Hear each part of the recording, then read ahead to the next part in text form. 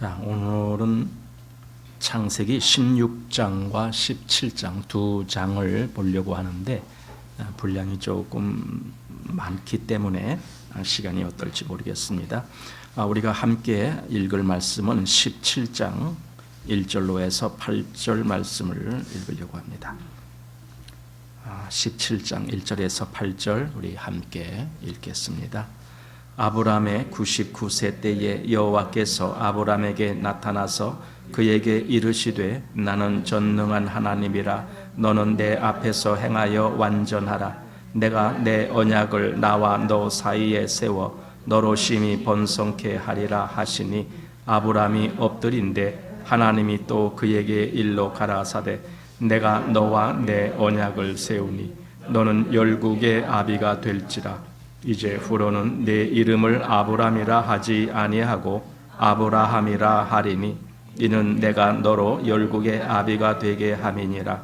내가 너로 심히 번성케 하리니 나라들이 내게로 쫓아 일어나며 열왕이 내게로 쫓아 나리라. 내가 내 언약을 나와 너와 네 대대 후손의 사이에 세워서 영원한 언약을 삼고 너와 내 후손의 하나님이 되리라. 내가 너와 내 후손에게 너의 우고하는 이 땅 곧 가나안 일경으로 주어 영원한 기업이 되게 하고 나는 그들의 하나님이 되리라. 아멘. 네, 오늘 이제 16장과 17장인데 16장, 17장 이 분량이 많음에도 불구하고 우리가 한 번에 보아야 될 이유가 좀 있어요.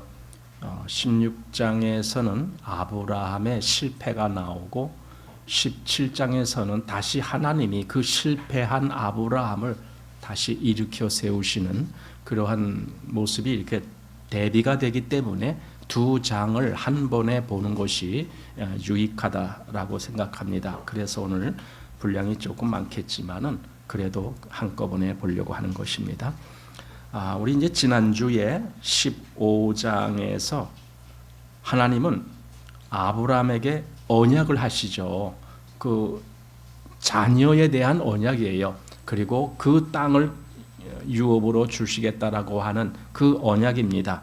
그래서 여기 15장 4절 말씀 보면은 네 몸에서 날 자가 네 후사가 되리라. 또 5절에 보면은 하늘을 우러러 물결을 셀 수 있나 보라. 또 그에게 이르시되 내 자손이 이와 같으리라. 이렇게 약속을 주셨단 말이죠, 하나님이. 그리고는 어떻게 했어요? 3년 된 암염소, 또 3년 된 수양, 또 산비둘기, 집비둘기 새끼 이런 걸 취해 갖고 그 큰 짐승은 둘로 쪼개고 그 사이에 횃불이 지나가는 모습을 하나님이 보여주셨잖아요. 이게 하나님의 확실한 언약이다. 하나님이 정말 이 약속을 반드시 지킨다라는 그런 확증으로 횃불이 쪼갠 고기 사이로 지나가는 모습을 보여주셨어요. 그런데 이제 16장에 오면서 아브라함은 이 하나님의 언약을 팽개친 것 같아요. 내팽개쳤어요. 물론 그렇다고 그가 하나님을 완전히 돌이켜서 등을 보인 그런 거 아니에요. 다만 그의 마음속에 이 믿음이라는 실증이 왠지 모르게 좀 약한 모습을 보게 됩니다. 그래서 결국 이것이 불신앙이고, 그리고 또 우리가 더 느끼는 게 그거예요. 이게 인간이구나. 인간의 마음에는 이렇게 언제든지 불신앙의 마음을 가질 수가 있겠구나라고 하는 그런 생각을 하게 하는 겁니다. 왜냐하면은 너무나 그 자연적인 이치에 뭔가 맞질 아니하면은 우리가 잘 믿지 못하려고 그러잖아요. 그래서 여기 아브라함도 아마 그런 뜻에서 이런 일이 있지 않았을까 그런 생각을 하게 됩니다. 이제 16장 그럼 1절 말씀을 한번 보십시오. 아브라함의 아내 사레는 생산치 못하였고 그에게 한 여종이 있으니 애굽 사람이요 이름은 하갈이라. 여기 여종이 애굽 사람이다라고 했는데 아마 이 여종은 아브라함이 그의 아내를 누이라고 속이고 애굽 왕 바로의 그 첩으로 들어가게 했을 때 바로가 말하자면은 그에게 이 후처를 얻은 대가로 뭔가 이렇게 제공한 그런 보상, 그런 것 중에 있는 노비, 아마 그 중에 하나 있지 않았을까. 왜냐하면 창세기 여기 12장 보면은 이렇게 돼 있어요. 15절에 그 여인을 바로의 궁으로 취하여 드린지라 하면서 이에 바로가 그를 인하여 아브람을 후대함으로 아브람이 양과 소와 노비와 암수 나귀와 약대를 얻었더라. 이렇게 그러니까 아브람이 자기 부인을 누이라고 하면서 바로한테 들어가게 해놓고는 자기는 이런 걸 얻은 거예요. 양, 소, 노비, 암수, 나귀, 약대 이런 거. 근데 여기 이제 노비가 있단 말이에요. 노비라는 말이 한마디로 종이다 그 말이에요. 그런데 그 여종이 여기 애굽 사람이요 그랬던 걸 봐서 아마 이때 얻은 여종이 아니었을까 이제 그렇게 생각하게 되는 겁니다. 예. 결국 아브라함의 그 일로 말미암아 여종이 생기고 그 여종으로 말미암아 결국은 또 이 뒤에 계속 뭔가 어긋나는 그런 일들이 연속으로 이어지고 있음을 보게 됩니다. 여기 또 아브라함의 아내 사레가 생산치 못하였고 이렇게 여기 지금 돼 있잖아요. 생산치 못하였고 이렇게 돼 있습니다. 그러니까 하나님의 거듭된 약속, 그 약속 이미 앞에서 3번이나 우리가 봤어요. 제일 먼저 어디냐면 12장 7절에 그리고 또 13장 15절에 그리고 15장 4절에 그때 아브라함의 자손에 대한 약속을 하나님이 해주셨다고요. 그랬는데 제일 앞에가 12장 7절이거든요. 이 12장은 이제 처음 아브라함이 하란에서 가나안 땅으로 왔을 때 그때가 12장이거든요. 그러니까 상당히 오래됐단 말이에요. 그때부터 네 자손에게 내가 이 땅을 주겠다라고 하나님이 약속하셨는데 아직도 아브라함은 자손을 못 낳고 있어요. 근데 지금이 언제냐? 아브라함 85세 된 때. 그러니까 가나안에 올 때가 75세였는데 지금 85세가 됐으니까 10년이 지난 거예요. 아니 하나님 아들 주시겠다라고 약속해놓고 10년이 지나도록 아들을 안 주시면 나 어떻게 해요? 내가 어떻게 믿어요? 아마 그런 마음이 생겼는가 하여튼 지금 그런 모습을 보게 되는 겁니다. 히브리인에게 있어서 특별히 여인들에게 자손을 낳지 못한다라는 것은요, 단순히 그냥 자손을 못 낳았다라는 그런 어떤 다른 사람들과의 비교적인 그런 관계에서 뭔가 좀 수치심을 느끼고 그 정도가 아니에요. 히브리인들에게 자녀가 없다라는 것은요, 하나님의 저주라고 얘기해요. 하나님의 저주받은 것이다. 징계를 당하는 것이다. 이런 식으로 보기 때문에 자녀가 없는 이 여기 말하자면 사레, 아브라함의 저 사레의 경우 자기가 자녀를 못 낳았다는 것은 굉장히 마음에 큰 압박으로 다가왔을 것이에요. 하나님은 왜 나에게 이런 고통을 주십니까 하면서 탄식을 하고 있었을지 몰라요. 예. 그런데 우리가 이런 것도 알게 돼요. 이렇게 어려운 상황에 있지만 하나님은 그러한 상황까지도 쓰신다는 거예요. 우리 예수님 때에 보면은 어떤 소경이 나오잖아요. 그런데 제자들이 앞에 와서 선생이요, 이 사람이 이렇게 소경된 것이 자기 죄입니까? 부모의 죄입니까? 이렇게 물어본 적이 있거든요. 여기 요한복음 9장 한번 보십시오. 여기 9장 2절에 제자들이 물어가로되 랍비여, 이 사람이 소경으로 난 것이 네 죄로 인함이오니까, 자기 오니까 그 부모 오니까. 자, 3절 예수께서 대답하시되 이 사람이나 그 부모가 죄를 범한 것이 아니라 그에게서 하나님의 하시는 일을 나타내고자 하심이니라. 그러니까 사라에게 자식이 없어서 사라가 고통 가운데 있지만 저는 이 생각이 드는 거예요. 그래, 사라에게 하나님이 하시는 일이 나타날 거야, 이거거든요. 그러니까 사람의 보통 생각과 하나님의 하시는 일에는 많은 시간적인 차이가 있다는 거예요. 사람은 너무나 조급합니다. 당장 1, 2년 내에 뭔가가 안 되면은 이거 틀렸나 보다 이렇게 생각하기 쉽습니다. 지금 아브라함의 경우도 아니 10년이나 됐는데도 왜 아직도 자식을 안 주시는 거야? 사라도 얼마나 조급했으면. 그러니까 이 종 애굽 여인 이 하가를 첩으로 들이게 그렇게 아브라함에게 제안을 하는 겁니다. 사실 하나님이 하시는 일을 기다리는 법을 배웠다라면 좋았을 텐데 이때 사레와 아브라함은 아직 그렇게 믿음이 성숙되지는 못했다라고 보는 겁니다. 예수님이 그 가나의 혼인잔치 때에도 그런 말씀하신 적이 있어요. 그 어머니가 저들에게 포도주가 없다. 그러니까 예수님이 여자여 내 때가 아직 이르지 아니하였나이다. 때, 주님은 주님이 일하실 때가 있는 것입니다. 우리는 빨리 그 일이 되기를 원하지만은 아닙니다. 때가 돼야 하는 겁니다. 여기 하박국 2장 3절에 그렇습니다. 이 묵시는 정한 때가 있나니 그 종말이 속히 이르겠고 결코 거짓되지 아니하리라. 비록 더딜지라도 기다리라. 지체되지 않고 정령 응하리라. 이거죠. 그리스도인들은 사실 이걸 배워야 되거든요. 예를 들어 우리가 뭔가를 기도할 때 기도한다고 탁탁 그것이 이루어지면요 정말 좋을 것 같죠. 그런데 저는 그렇게 안 봐요. 우리가 기도하는 대로 탁탁 이루어진다라면요 이 세상은 완전히 다 뒤집어져요. 엉망진창이 돼요. 나는 우리가 아무리 기도한다고 할지라도 하나님의 때가 돼야 이루어지는 것이 얼마나 감사한지 몰라요. 왜냐하면 우리는 너무나 마음이 조급하기 때문에 조급한 마음으로 하나님께 뭔가 빨리 되어지기를 구한단 말이죠. 그러면 그 일이 빨리빨리 그렇게 진행이 된다라고 한다면 그게 세상 일에 질서가 있겠습니까? 얼마나 뒤죽박죽 되겠습니까? 그래서 여기 베드로 후서 3장 9절 주의 약속은 어떤 이에 더디다고 생각하는 것 같이 더딘 것이 아니라 오직 너희를 대하여 오래 참으사 아무도 멸망치 않고 다 회개하기에 이르기를 원하시느니라. 그리고 아까 전도서에 있는 말씀 천하의 범사가 기한이 있고 모든 목적이 이룰 때가 있나니.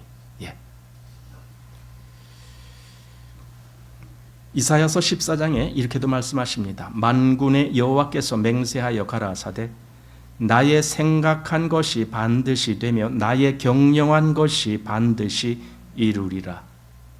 여러분 하나님의 경영하시고 하나님의 생각하신 것은 반드시 이루어진다. 이것을 마음에 받아들이는 것이 믿음이에요. 그러니까 믿음은요 하나님의 때를 기다릴 줄 알아요. 이게 믿음이에요. 근데 우리가 그 믿음이 얼마나 순수하냐 아니면은 얼마나 많이 이렇게 혼잡되게 섞여 있느냐. 그래서 우리가 사람의 생각을 거기다가 가미하기 때문에 믿음을 쫓지 못하고 있는 거죠. 그래서 하나님의 때를 이 믿음으로 기다리지 못하고 조급히 인간의 방법을 꾀한 그 결과가 어떻게 됩니까? 여기 지금 아브라함과 사레가 그랬잖아요. 그 결과 대대손손 그 영향을 받아요. 지금도 마찬가지입니다. 이때 얻은 그 종을 통해서 하가를 통해서 얻은 아들이 이스마엘인데 그 이스마엘이 오늘날 그 뭐예요? 그쪽 중동 지역의 그 사람들을 그 사람들의 조상이잖아요, 그들이.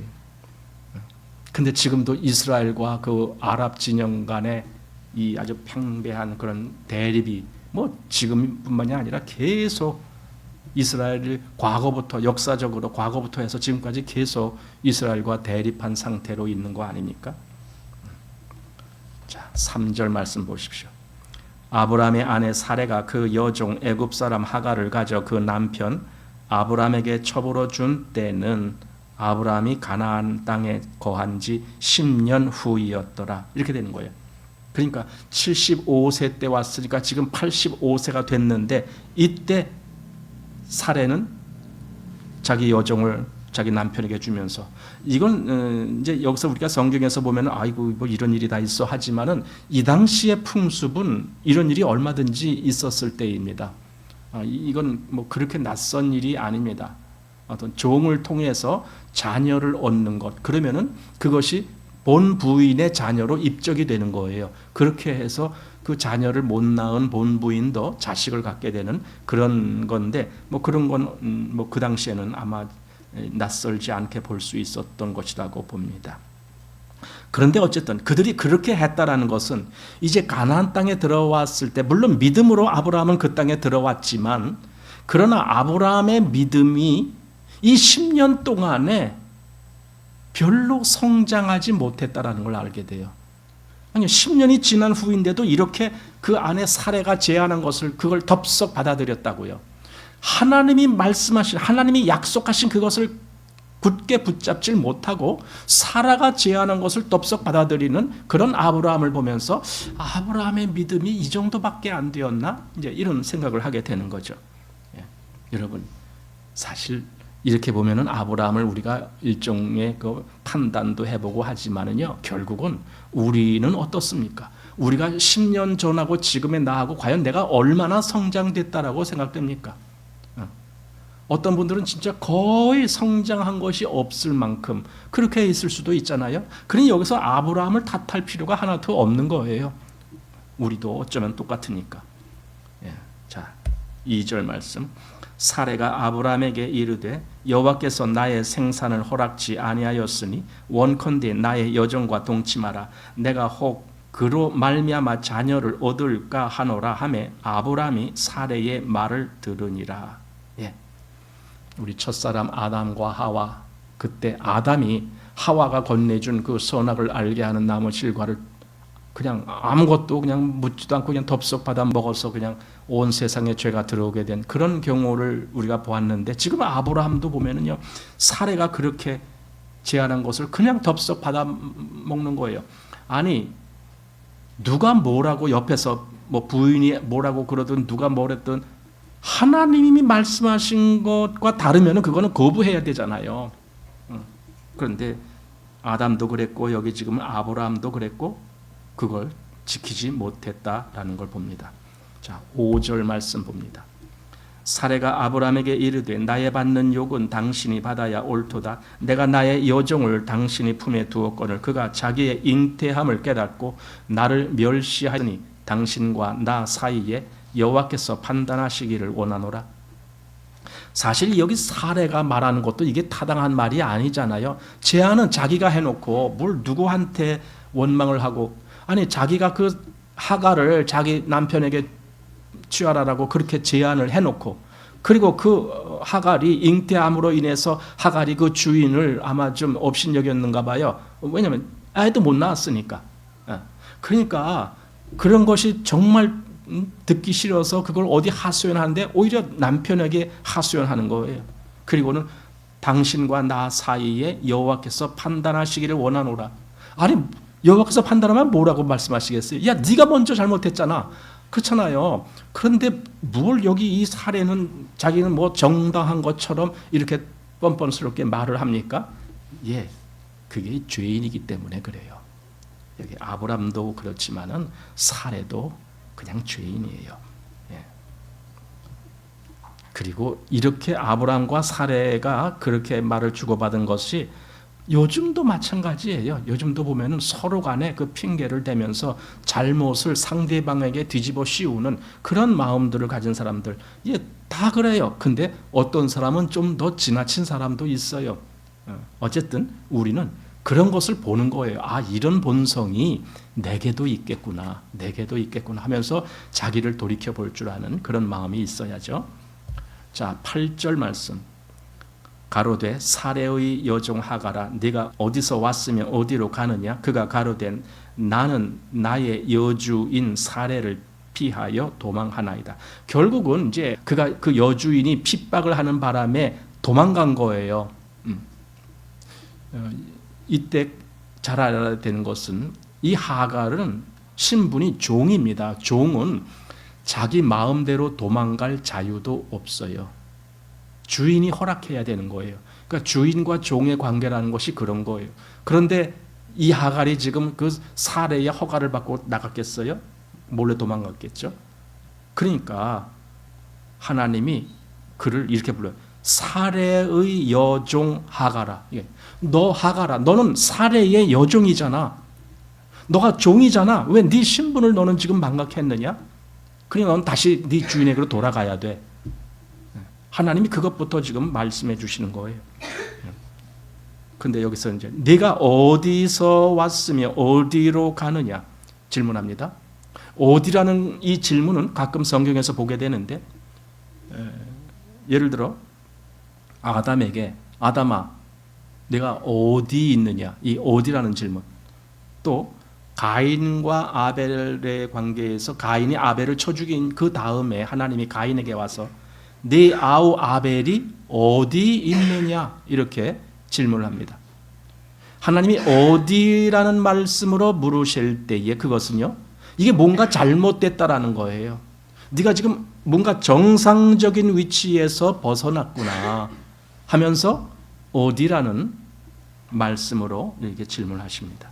자, 9절.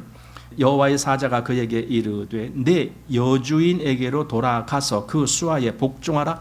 너는 그래야 돼. 너는 그래야 돼. 내 여주인에게로 돌아가야 돼. 여기서 우리가 나중에도 이제 보게 되겠지만은 갈라디아서에서 보면은 하갈은 율법을 상징하고 사레는 복음을 상징합니다. 그렇다면은 지금 이 하갈 보고 내 주인에게로 돌아가라라고 말씀한 것은 율법은 복음의 복종이 돼야 되는 거예요. 율법과 복음은 대등한 위치에 있는 것이 아닙니다. 율법은 복음 안에 스며들어가야 돼요. 그래야지 율법이 위에 서는 것이 아니에요. 자, 여기 갈라디아서 3장 21절.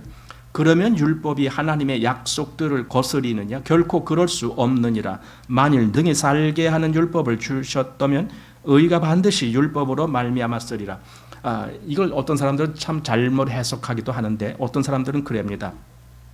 율법이 하나님의 약속을 거스리느냐 하니까 율법은 절대 거스리지 않잖아. 그러니까 율법도 동일한 하나님의 법이야. 그래서 우리가 율법을 지켜야 돼. 이렇게 말하는 사람들이 있는데 그 사람은 이 문장을 잘못 해석한 거예요. 여기서의 율법이 하나님의 약속을 거스리느냐 이렇게 말한 것은 하나님의 약속은 믿음의 약속을 주셨단 말이에요. 아브라함도 그 믿음을 의롭다라고 하셨다고요.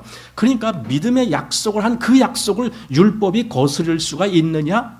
거스를 수 없다. 지금 그 얘기를 한 거예요. 거스를 수 없다라는 얘기를 한 건데 거스르지 않으니까 이것도 오라 이렇게 해석을 한다는 거예요. 그러니까 참 말을 해석을 잘못하면은 이 문장 전체가 해석이 안 된다라는 거예요. 그런데 분명히 여기서 율법은 약속들을 거스를 수가 없어요. 약속은 뭔데? 약속은 믿음의 약속이에요. 믿음으로 말미암는 약속이에요. 그걸 주셨어요. 율법이 아니고 믿음인데 율법은 그걸 거스르면 안 되는 거예요. 율법은 거기에 오히려 복종이 되어야 되는 겁니다. 그래서 율법은 하나님의 복음을 거스를 수가 없다. 이제 이것이 여기서 나온 말씀입니다. 13절로 한번 가보겠습니다. 하갈이 자기에게 이르신 여호와의 이름을 감찰하시는 하나님이라 하였으니 이는 내가 어떻게 여기서 나를 감찰하시는 하나님을 배웠는고 함이라. 이렇게 이 하갈이 감찰하시는 하나님이라고 말한 것은 하갈의 마음이 비록 그가 종이었고 그가 나중에 이스마엘의 그 어머니 또는 율법을 상징하는 그 위치에 있다라는 그런 것을 감안하더라도 하갈은 그래도 그가 여호와를 알아볼 수 있는 눈은 가지고 있었다. 이렇게 생각이 되죠. 여기서 말한 것은. 그리고 그가 하나님의 말씀을 그대로 또 순종하잖아요. 돌아가라 그러니까 돌아가잖아요. 그러니까 이 하갈은 꽤 그래도 하나님을 바라볼 줄 아는 눈이 있었다. 여기 감찰하시는 하나님, 우리가 이제 그 하나님의 이름을 얘기할 때 이것이 엘로이 이렇게 얘기를 하는 거거든요. 엘로이, 감찰하시는 하나님이다. 그래서 어떻게 여기서 나를 감찰하시는 하나님을 배우는 거, 내가 어떻게 하나님을 이렇게 배울 수가 있었을까?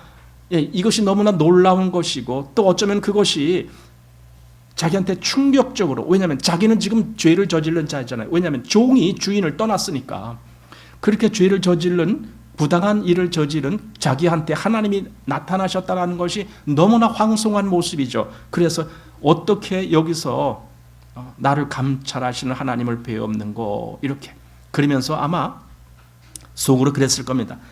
나같이 하나님의 말씀을 무시하고 주인을 떠난 자에게 하나님이 찾아오셔서 살펴주시는 이 은혜, 이걸 내가 어떻게 감당하리요? 아마 그런 마음도 있었지 않았을까. 14절입니다. 이러므로 그 샘을 부엘라헤로이라 불렀으며 그것이 가데스와 베렛 사이에 있더라. 여기 부엘라헤로이라는 호칭은 살아계셔서 나를 지켜보시는 자의 우물, 즉 하나님의 우물이다, 그런 뜻이에요. 그러니까 이 하갈이 그렇게 이름을 지을 정도라면 하갈이 그래도 하나님을 굉장히 잘 보고 있다, 우리가 이렇게 볼 수 있어요. 비록 종의 신분이지만 그는 하나님을 제대로 보고 있었다. 어쩌면 이 당시에 사레보다도 이 하갈이 하나님을 더 잘 보고 있는 것 같아요. 오늘날에도 이 아랍 지역, 바로 아까 위에서 말한 가데스와 베렛 사이라고 한 아마 그 지역으로 추정되는 그곳 근방에 어떤 그 샘이 우물이 있는데 그 이름이 마레하이 라이라고 하는 이름이래요. 이게 뭐냐면 살아있는 자의 우물, 이런 호칭으로 부르는 우물이 지금도 있대요. 거기 그것이 여기서 지금 하갈이 본 우물인지 그건 모르겠습니다. 자, 15절 보십시오. 하갈이 아브람의 아들을 낳음에 아브람이 하갈에 낳은 그 아들을 이름하여 이스마엘이라 하였더라. 예. 그러니까 아브라함의 이름을 이스마엘이라고 한 것은 그 이스마엘은 아까 그 하갈이 도망갔을 때에 하나님이 그에게 알려주신 이름이거든요.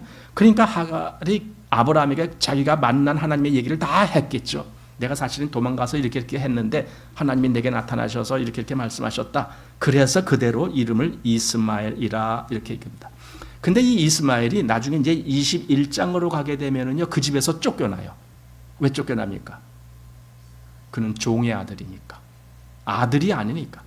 실제 하나님의 약속의 아들이 아니기 때문에 쫓겨나는 거예요. 그의 신분은 종입니다. 근데 사실은 아브라함의 입장에서는 그도 자기 아들이에요. 이스마엘도 자기 아들이고 이삭도 자기 아들이에요. 하지만 하나님은 둘 사이를 갈라놓는 거예요. 하나는 약속이 전혀 없이 인간으로 낳은 아들이고 하나는 하나님의 약속에 의해서 맺어진 아들, 그가 이삭이고, 그 둘 사이에 하나님은 분명히 선을 긋습니다. 그래서 결국은 여기 이삭이 쫓겨나죠. 여기 21장 10절 보십시오. 그가 아브라함에게 이르되 이 여종과 그 아들을 내어 쫓으라. 이 종의 아들은 내 아들 이삭과 함께 기업을 얻지 못하리라 하매. 그러니까 사라가 이제 이때는 이름이 바뀌었어요. 사라가 아브라함에게 그 말씀을 한 거예요. 이 여종과 그 아들 내어 쫓으라고. 그랬을 때 12절 하나님이 아브라함에게 이르시되 내 아이나 내 여종을 위하여 근심치 말고 사라가 내게 이른 말을 다 들으라. 이삭에게서 나는 자라야 내 씨라 칭할 것임이니라. 하나님은 앞에서도 계속 내 씨, 내 자손, 그 얘기를 계속 하셨는데 결국 그 씨는 이삭으로부터 말미암아야 된다라는 것을 말씀한 겁니다. 신약에 와서 갈라디아서 4장 30절 보면은 그러나 성경이 무엇을 말하느냐? 계집종과 그 아들을 내어 쫓으라. 계집종의 아들이 자유하는 여자의 아들로 더불어 유업을 얻지 못하리라. 그러니까 종과 그 아들은 쫓겨남을 당하는 겁니다. 쫓겨나는 거예요. 우리가 하나님의 보좌 앞에 나갈 수 있는 것은 하나님이 우리를 자녀로, 아들로 삼아 주셨기 때문입니다. 이것이 이제 양자라는 거예요. 우리는 하나님 앞에 양자의 신분으로 나가는 거예요. 그리스도로 말미암아. 예. 자, 그래서 우리 여기 이제 이로 말미암아 쫓겨나는 것이 율법을 의미하는 하갈의 자손이었거든요. 그러니까 율법과 복음의 관계가 어떤지를 우리가 분명히 보게 되는 겁니다. 갈라디아서 다시 4장 22절에 보면은 기록된 바 아브라함이 두 아들이 있으니 하나는 계집종에게서 하나는 자유하는 여자에게서 낳다 하였으나 둘이 있어요. 하나는 종, 하나는 자유하는 여자. 계집종에게서는 육체를 따라 낳고 자유하는 여자에게서는 약속으로 말미암았느니라. 그러니까 아들이 둘인데 하나는 육체로 말미암아. 그러니까 인간의 어떤 뜻으로 말미암아. 하나는 하나님의 약속으로 말미암아. 이렇게 두 아들이 있는 거예요. 자, 이것은 비유니 이 여자들은 두 언약이라. 하나는 신의 산으로부터 종을 낳은 자니 곧 하가라.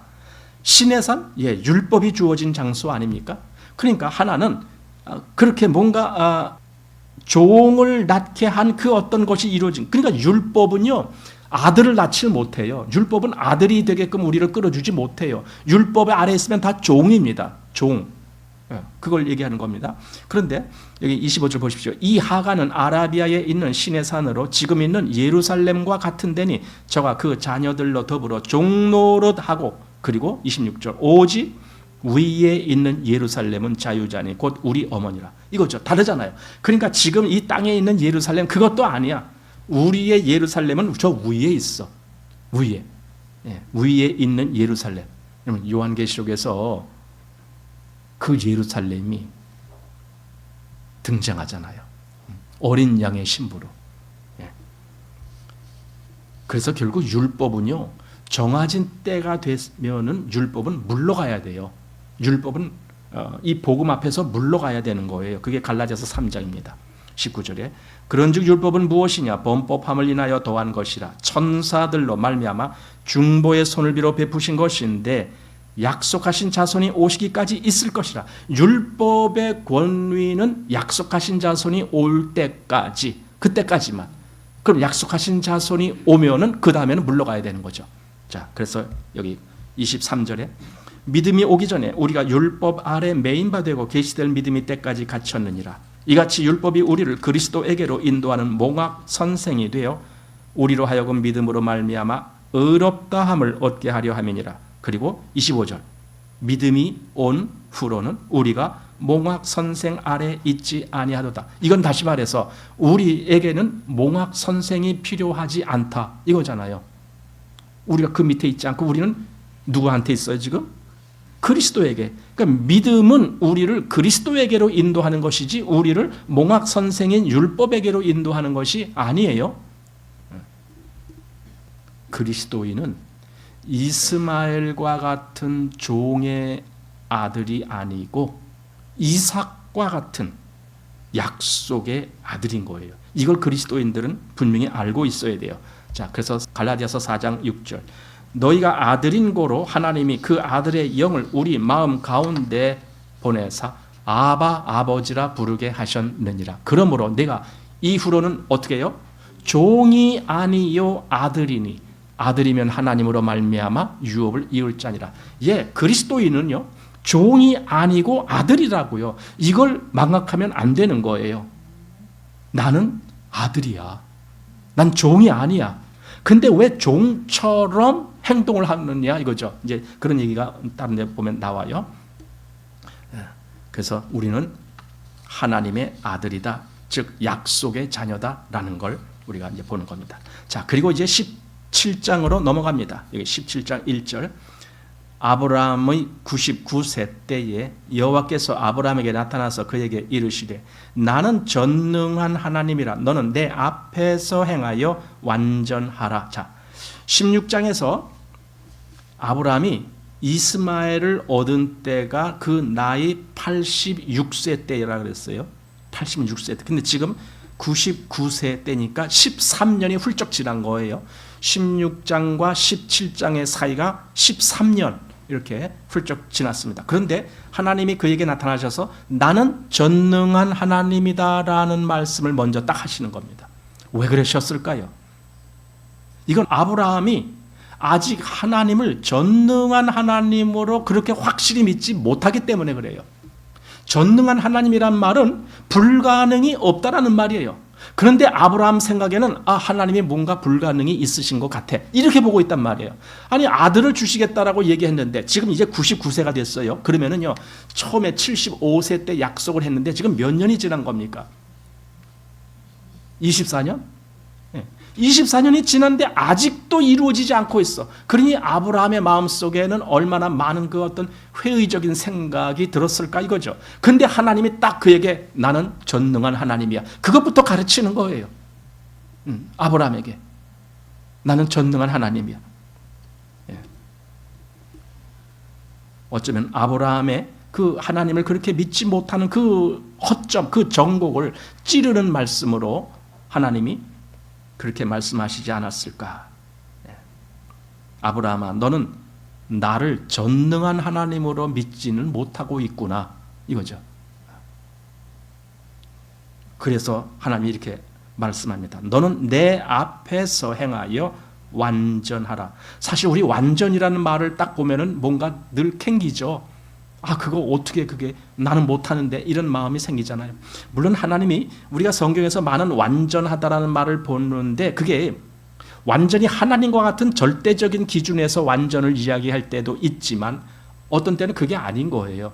하나님이 사람을 보시는 기준, 즉 사람이 어떠해야 되느냐 하는 그 기준, 그 믿음의 기준, 그것을 보시면서도 완전하라라는 말씀을 하시거든요. 그러니까 너는 지금 믿음이 잘못됐잖아. 네 믿음이 완전해야 돼. 믿음을 따라서 행할 줄 알아야 돼. 아마 그런 말씀으로 여기서 말씀하지 않았을까. 그러면서 뭐라고 했느냐. 너는 내 앞에서 행하여, 이런 말이 있어요. 하나님 앞에서 행하라는 거예요. 여러분, 하나님 앞에서 뭘 행한다 하면은요, 그게 뭐냐면 그 눈에 하나님만 보이는 거예요. 하나님 앞에서, 하나님을 등지고 있다, 그게 아니라 하나님 앞에서, 즉 하나님을 마주 바라보면서, 언제나 하나님을 바라보면서 너는 행하라, 그거잖아요. 하나님을 바라보면서 행하면은 하나님의 기준, 하나님의 말씀, 하나님의 약속이 계속 내 마음에서 살아있을 거예요. 그런데 하나님을 안 보고 다른 걸 보는 거예요. 무슨 사람의 기준을 보고 또 세상의 어떤 기준을 보고 이런 걸 쫓아가고 하는 거예요. 그럼 하나님이 안 보여요. 그러면 어떻게 돼요? 사람의 기준을 쫓아가는 거죠. 그러면은. 그러니까 하나님이 아브라함에게 너는 내 앞에서 행하여 완전하라, 이렇게 말씀을 하는 거죠. 사도들이 초대교회 때 그 유대인들이 막 뭐라고 할 때 그 용감하게 한 말이 있습니다. 사도행전 4장 19절, 베드로와 요한이 대답하여 가로되 하나님 앞에서 너희 말 듣는 것이 하나님 말씀 듣는 것보다 옳은가 판단하라. 예. 우리는 하나님 앞에 있는 자들이다, 이거죠. 그 말은 다시 말하면 우리는 항상 하나님의 말씀을 쫓아가는 자들이야. 너희들이 무슨 말을 한다 할지라도 나는 하나님의 말씀을 쫓아가는 자야. 이게 하나님 앞에 서 있는 사람이다라고 말하게 되는 거죠. 아마 아브라함은 하나님이 자기에게 약속한 것이 있다 할지라도 그 약속을 이루기 위해서는 자기가 뭔가 노력을 좀 해서 자기가 협력을 해야만이 된다, 이런 식으로 생각했는지 몰라요. 그래서 아내가 제안한 그 하갈이라고 한 여인을 취해서 이스마엘을 낳는지도 몰라요. 그렇게 이스마엘을 낳으면서 속으로 아, 그래, 하나님이 자손을 주시겠다라고 하는 게 바로 이런 방법으로 되는지도 몰라, 아마 이렇게 생각했을지도 모르는 거죠. 그러나 하나님은 여기서 그런 거예요. 아니다. 내가 뭘 이룰 게 아니라 그 일은 내가 이룰 거야. 이렇게 하나님이 내가 이룰 거다, 이렇게 말씀하는 거예요. 그래서 여기 본문 17장 2절에 이렇게 말씀하는 겁니다. 내가 내 언약을 나와 너 사이에 세워 너로 심히 번성케 하리라, 이거죠. 내가 내 언약을 이렇게 할 거다, 하나님이 그렇게 말씀하시는 거예요. 예. 네가 하는 게 아니고 내가 하는 거야. 예. 이렇게 내가 약속하고 내가 이루는 거야. 예. 그러니까 아까 하나님이 아브라함에게 약속한 그 자손에 대한 약속은 앞에서 이미 3번이나 나왔거든요. 아까 12장 7절, 그리고 13장 15절, 그리고 15장 4절, 이렇게 3번이나 계속 반복해서 나왔고 지금 여기 17장에 와서 또 약속을 해주는 거예요. 하나님은 내가 약속한다, 내가 약속한다. 그냥 4번이나 지금 거듭 하나님이 약속하시는 거예요. 그게 나오는 겁니다. 자, 그래서 3절 보십시오. 아브라함이 엎드린데 하나님이 또 그에게 일러 가라사대. 예. 아브라함이 엎드렸어요. 지금 하나님의 그 말씀, 2절 말씀, 내가 내 언약을 나와 너 사이에 세워서 너로 심히 번성케 할 거다. 너로 심히 번성케, 네 자손이 이렇게 번성하게 될 거. 그걸 약속을 하시는데 아브라함이 엎드렸다라고 그래요. 왜 엎드렸을까요? 그동안 자기가 한 행동이 너무나 부끄러워서 얼굴을 들지 못하겠습니다. 그리고 엎드린 건가? 하여튼 모르겠습니다. 그러나 분명한 것은 이 엎드림이라는 그 행동은 복종을 나타내는 거예요. 내가 하나님께 절대적으로 복종하겠습니다. 아마 그런 의도로 말한 한 행동이 엎드리는 것이다 라고. 그러니까 사실 이게 중요해요. 하나님께 엎드려 보지 못한 사람은 하나님께 복종하지 못해요. 지금 우리 신앙적인 차원에서 하나님께 이거 그냥 몸으로 엎드린다 그런 개념이 아니라 내 마음이 진짜 하나님 앞에 낮아져 본 적이 있느냐고요. 그런 사람이 하나님에게 복종할 마음을 갖게 되는 겁니다. 7절 말씀으로 건너가겠습니다.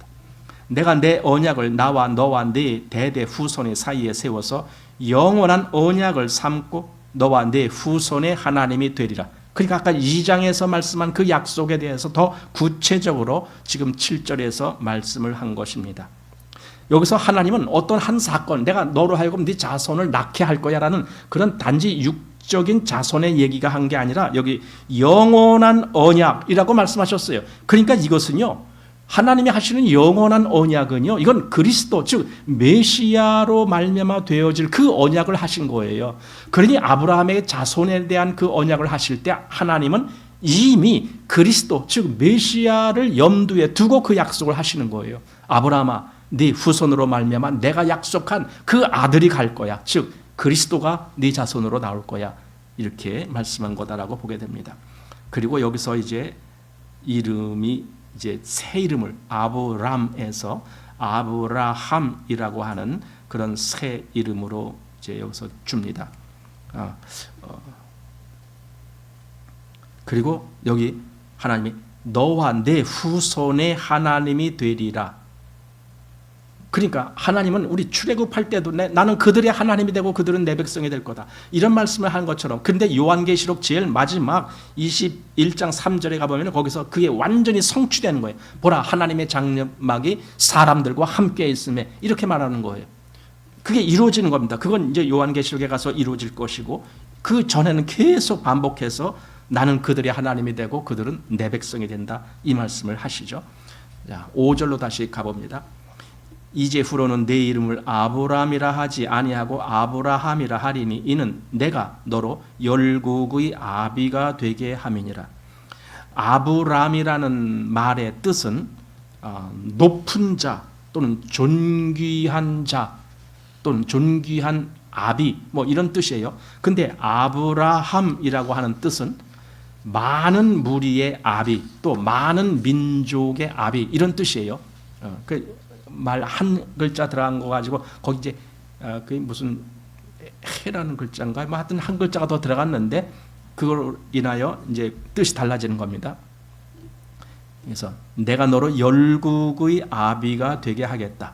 그래서 내 이름을 이제 아브라함이라고 하겠다. 그리고 네 아내도 사레가 아니고 사라로 하겠다. 그러니까 이름을 완전히 바꿔주는 겁니다. 여기 15절에 그 얘기 나와요. 하나님이 또 아브라함에게 이르시되 네 아내 사레는 이름을 사레라 하지 말고 그 이름을 사라라 하라. 사레는 공주라는 말이에요. 나의 공주, 그게 사레입니다. 그러나 사라는 여주인, 귀부인, 그래서 모든 민족의 어머니 이렇게 해석될 수 있는 것이 사라입니다. 그러니까 아브라함의 이름이나 사라의 이름이 이게 하나님이 다시 주신 이름입니다.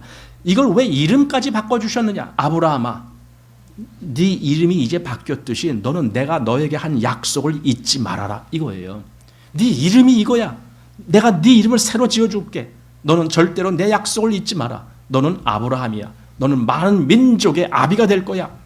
네 자손이 이렇게 많아질 거야. 그것을 아예 이름까지 고쳐주면서 후에 이제 야곱의 이름을 하나님은 이스라엘이라고 하죠.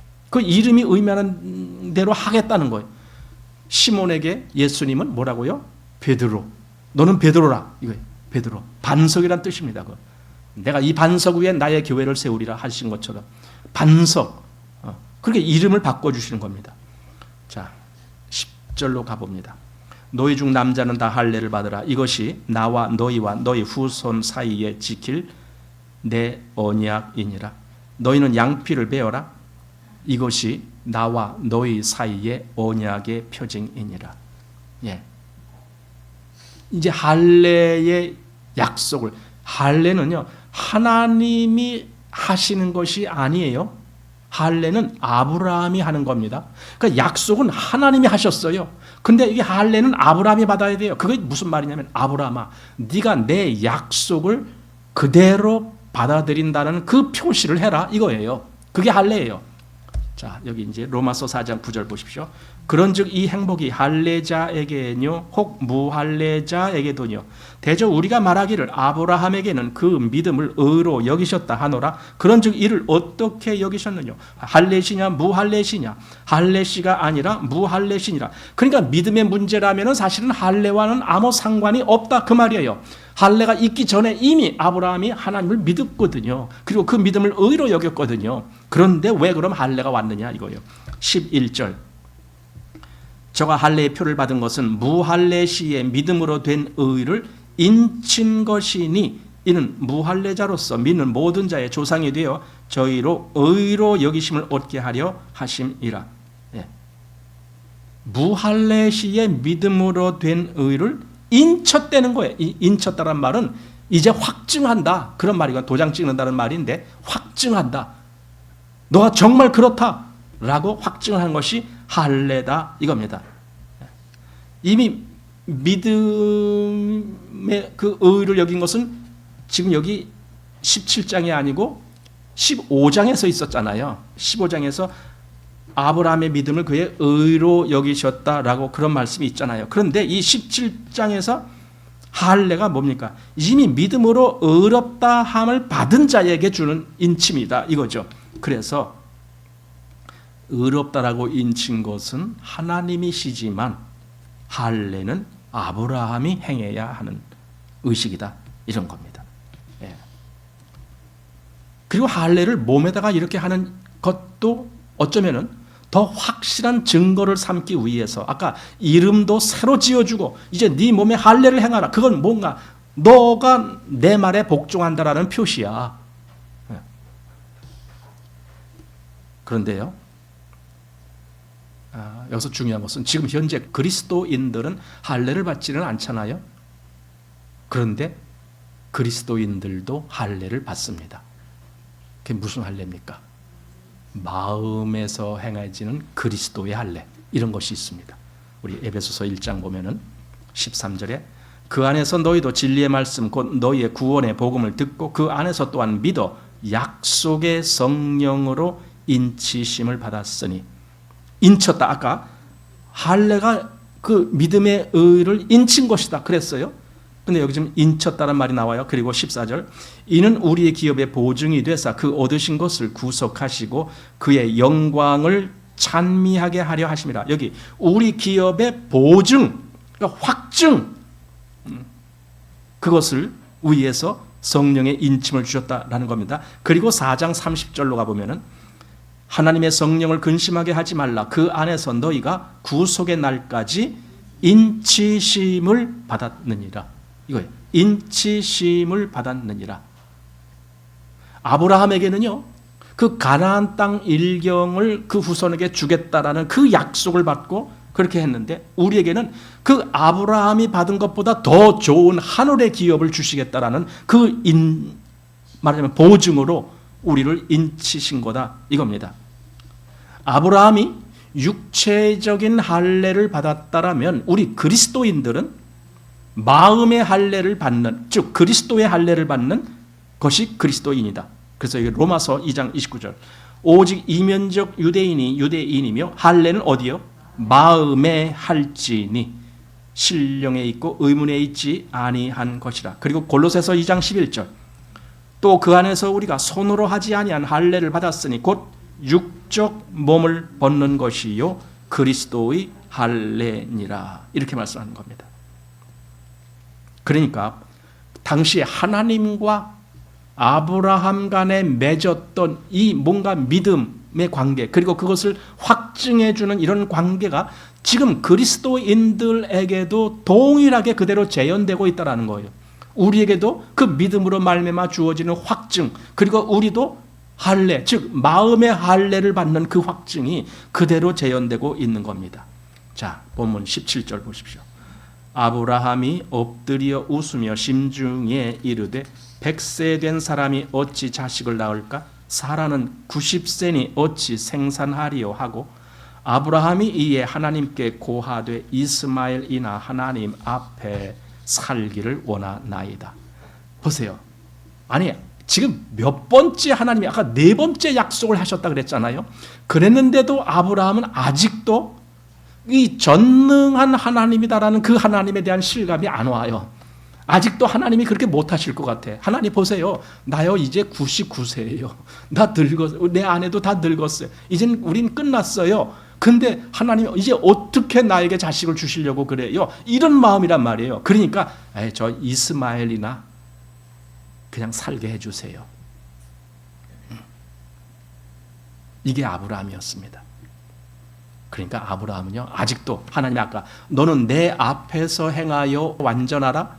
근데 아직도 아브라함은 완전하지 못하고 있어요. 믿음에 있어서. 그게 인간이라는 거예요. 그래서 아브라함이 이렇게 말한 것에 그 모양을 보면은 정말 이 정도밖에 안 될까? 그 존경받는 믿음의 조상 아브라함이라고 하는 사람이 이 정도밖에 안 되는 사람이었나? 하지만 그래도 하나님이 그를 이끌어 가시죠. 사실 우리도 마찬가지입니다. 우리가 뭐 아브라함보다 나은 거 있는 줄 아세요? 전혀 그렇지 않습니다. 자, 19절 말씀.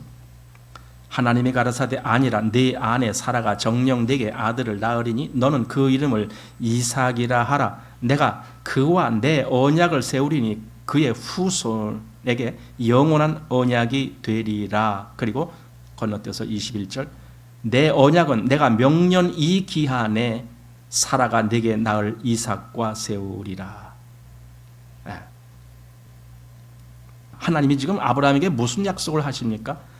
아브라함아, 너가 지금은 자식이 없지만 네가 자식을 낳을 거야. 그리고 그 이름을 이삭이라고 할 거야. 그런데 내가 그 이삭하고 또 약속을 할 거야. 아직 이 땅에 존재도 하지 아니한 이삭을 두고 하나님은 약속하겠다고 말씀하시는 거예요. 그러니까 하나님은 없는 자를 있는 것 같이 부르시는 자시단 말이 맞는 거예요. 하나님의 눈에는 그 모든 것이 다 존재하는 거예요. 아직 이 땅에 오지도 않았는데 그래도 있는 거예요. 이런 하나님, 이게 아까 말한 전능한 하나님이다라는 거예요. 여러분, 지금 우리가 이 17장을 보면서 우리가 정말 여기서 뭔가를 배운다라면 우리가 전능한 하나님을 볼 수 있어야 돼요.